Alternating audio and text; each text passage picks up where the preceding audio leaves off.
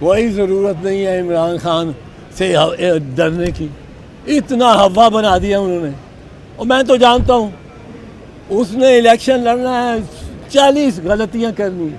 ये काक है, मंझे हुए सियासतदान जानते हैं किस तरह इलेक्शन लड़ना चाहिए। मैं समझता हूँ इमरान खान का कोई इतना पलड़ा भारी नहीं होना। हाँ, हो सकता है शायद मेजॉरिटी ले जाए, हो सकता है, पर ये पत्थर पे लकीर नहीं है उसकी फतह की। ये जो धमकियाँ राना सनाउल्लाह, और ये कब तक ये करेंगे इनको पता नहीं, ये वक्त बदलने वाला है। इनके पैरों के नीचे से ज़मीन खिसकने वाली है। बराए रास्त जिम्मेदार राना सनाउल्लाह खान, लॉ मिनिस्टर अफजल नज़ीर तारड़ साहब, प्राइम मिनिस्टर शहबाज शरीफ। इस वक्त तो सीधा सवाल है, ये ले गए हैं पार्लियामेंट में। पार्लियामेंट से कोई जंग नहीं करना चाहता, कोई जंग नहीं करना चाहता।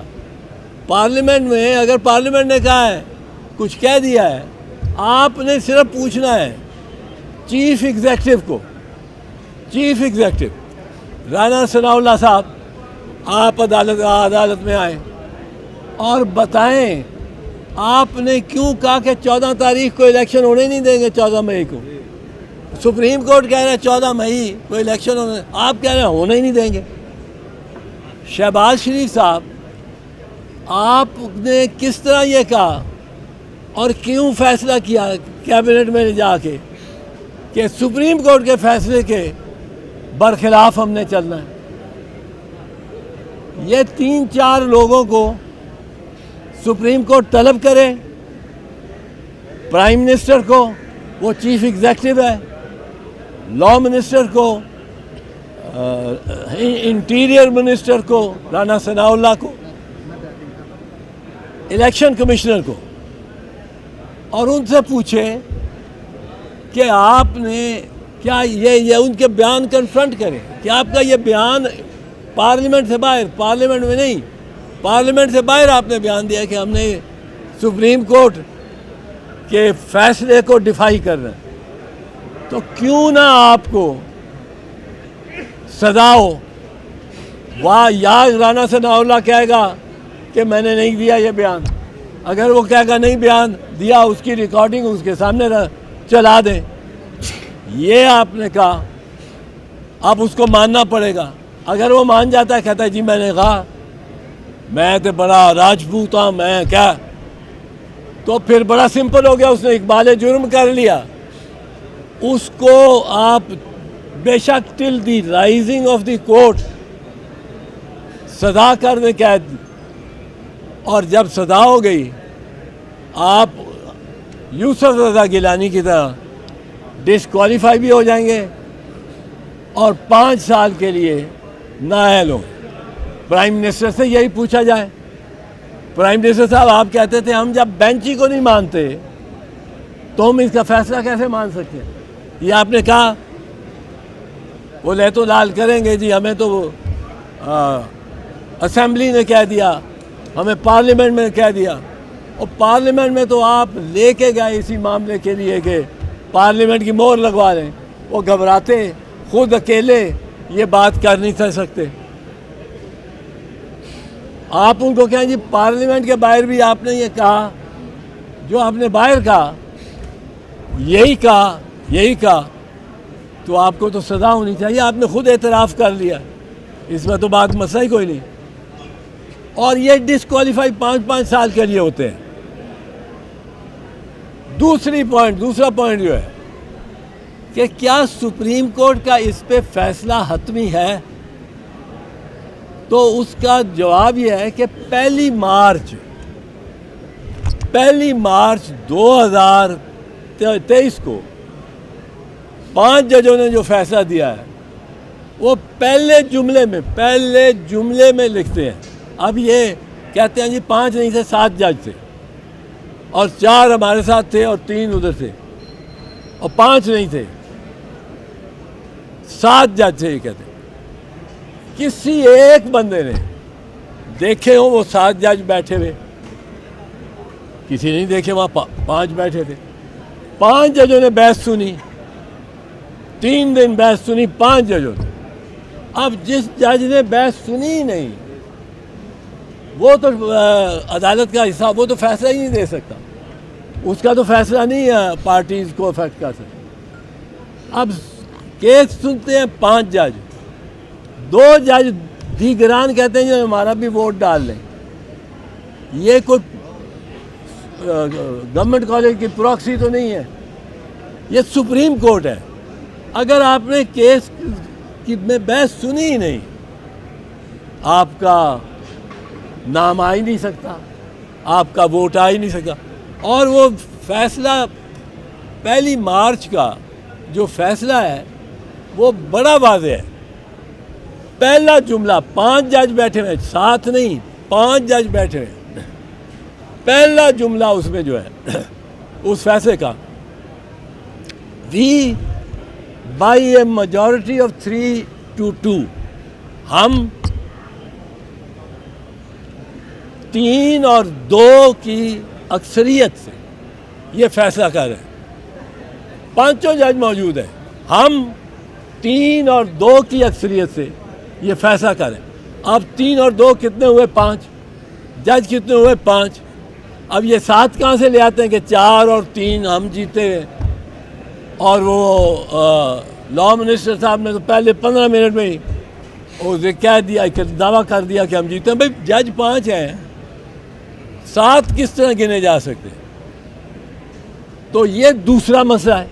अब अगर ये दूसरे को ले लें तो इसका मतलब ये है कि 1 मार्च से इनको हुक्म हुआ है कि आप इलेक्शन कराएं 90 दिन के अंदर अंदर। इन्होंने टाइम वेस्ट किया क्योंकि ये वोट नहीं होने देते। इशू ये है, वोट हो के ना हो, इलेक्शन हो के ना हो। अब अगर इनकी दलील मान ली जाए कि वोट 90 दिन लाजिम नहीं है, आगे भी जा सकता है, तो फिर कौन सी हुकूमत वोट होने देगी?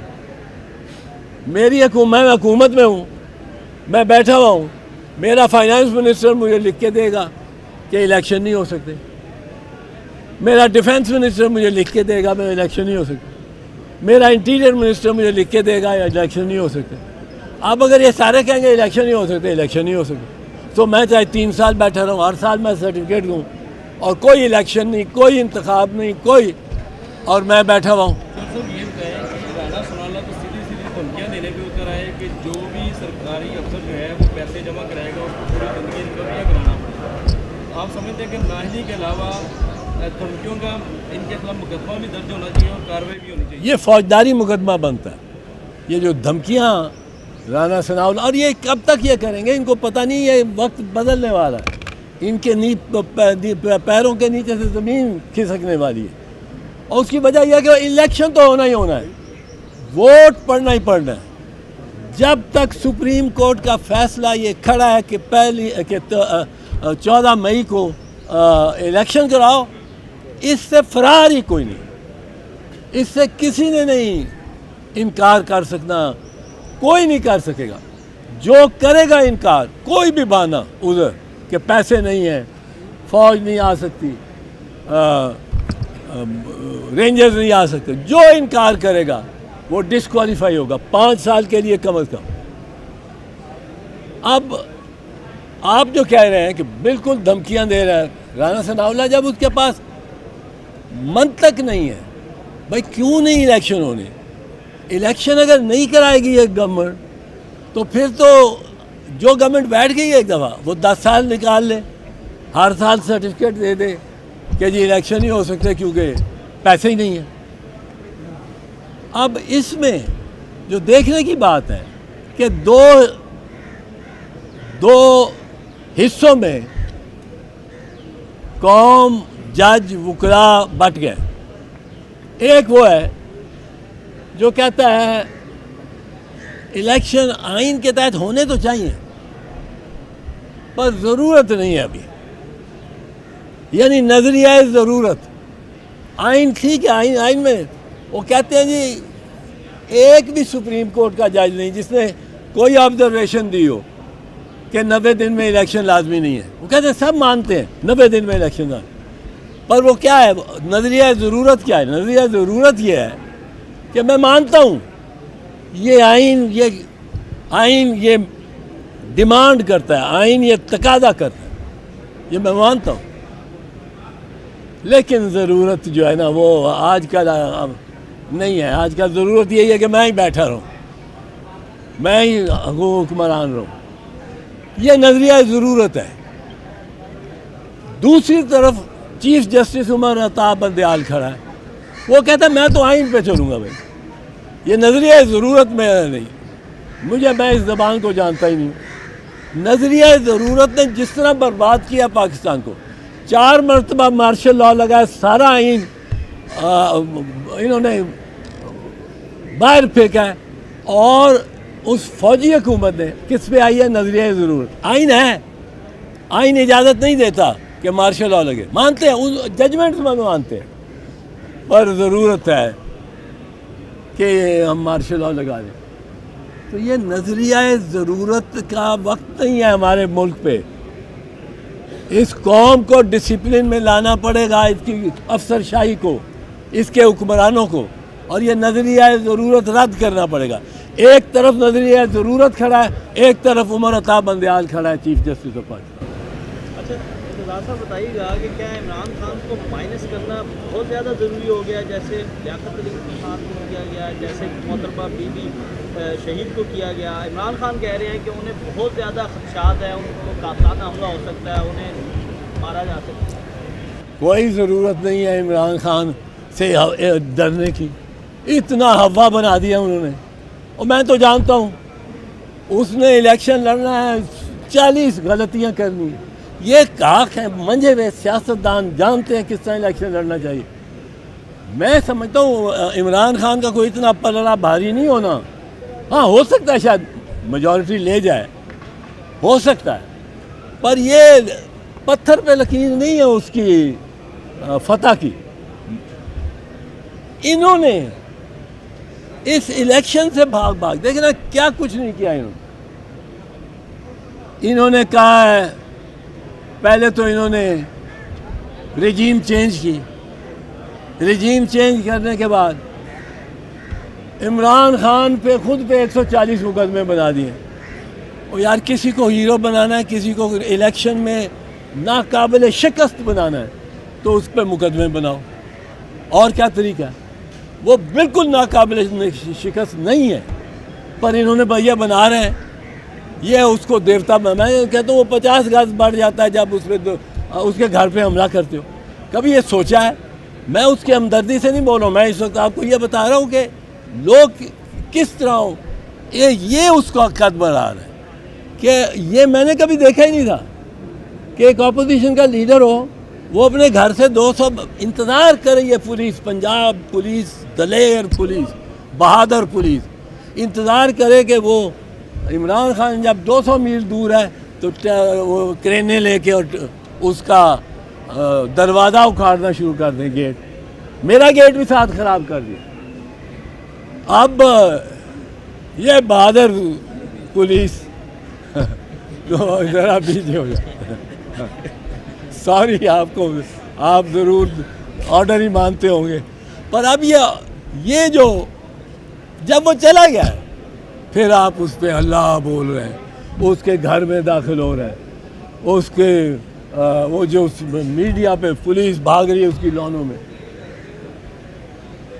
इमरान खान को बनाया अगर है तो पीडीएम ने बनाया है, और उसकी अपोजिशन यानी नून लीग, बुनियादी तौर पे नून लीग के पास वजारत दाखिला है, वजारत दिफा है, उसके पास ख़जाना है, ये इन मिनिस्ट्री से उन्होंने बना दिया है। एक और मैं अर्ज़ करूँ, ये एक दलील दी जाती है कि जी एक दिन में हो इलेक्शन, एक दिन में हो इलेक्शन। चलो अगर एक दिन में करने आप अपनी कौमी असम्बली डिज़ोल्व कर दें, आप भी करें ना, और एक दिन में करा लें, अभी इधर भी टाइम है, एक दिन में। दूसरी बात, अगर ये हम एक दिन की शर्त को हम कहेंगे जी हर मरतबा एक दिन होंगे इलेक्शन, यानी अगर बलूचिस्तान की गवर्नमेंट 2 साल की गवर्नमेंट के बाद वो चाहती है कि हम अपनी असेंबली डिज़ोल्व कर दें, वो नहीं कर सकेगी, क्योंकि नेशनल असेंबली स्पीकर नहीं, वो नहीं करना चाहेगा, प्राइम मिनिस्टर, वो दूसरा चीफ मिनिस्टर नहीं करना चाहेगा। तो अब बलूचिस्तान पे एक गैर नुमाइंदा गैर मकबूल हुकूमत 3 साल का हुकूमत करेगी जब तक बाकियों का टाइम नहीं हो जाता। अब अगर 2 सूबे जिस तरह यहाँ हो रहा है, 2 सूबों में गवर्नमेंट ही नहीं है, आज से पंजाब में हुकूमत ही नहीं है, ये टैक्स लेते हैं, ये बिल वसूल करते हैं, कोई इनके पास इख्तियार नहीं है। पर बहरहाल अब ये डिज़ोल्व हो गई, दूसरी असेंबलियाँ कहते हैं हमने डिज़ोल्व नहीं होना, तो पंजाब और खैबर पख्तूनख्वा के ऊपर गैर कानूनी गैर आइनी हुकूमत चलती रहेगी। और अगर आपने इस पर ज़्यादा जोर दिया तो लोग कहेंगे कि 1 यूनिट को दोबारा बना रहे हैं, और 1 यूनिट जब बना था, सूबे एक कर दिए गए थे 1956 में, तो उसकी बड़ी मुखालफत हुई थी और 1969 में उसको ख़त्म करना पड़ा।